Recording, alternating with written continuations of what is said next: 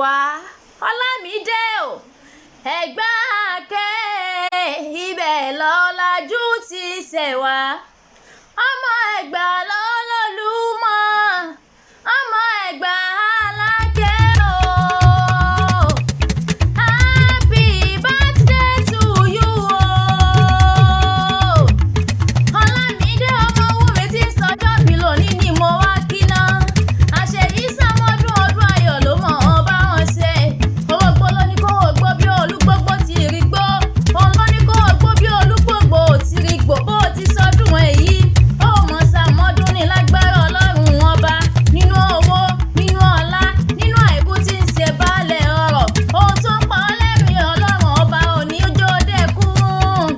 Ọlámídé o ọmọ Adébóyè mo ní o máa gbóhùn ẹnu mi. Ṣé mẹ́gbàá ní ìṣe ilé àwọn bàbá tó bí ọlọ́mọ?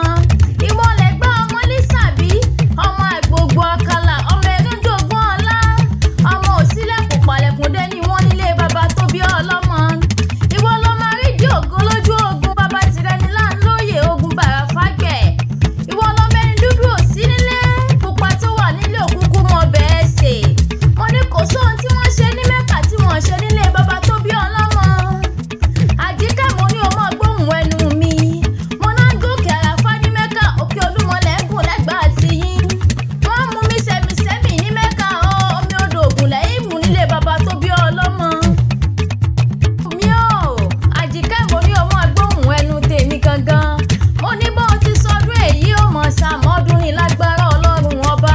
Nínú owó nínú ọlá nínú àìkú tí ń ṣe baálẹ̀ ọrọ̀. Tán bá ń bèèrè pé ta ló ń kọrin ewé sétí ọmọ aráyé. Mo ọlọ́mọlẹ́wà lèmi ń jẹ́ ọmọlẹ́wọ̀n ṣáńtà sálórúkọ tèmi.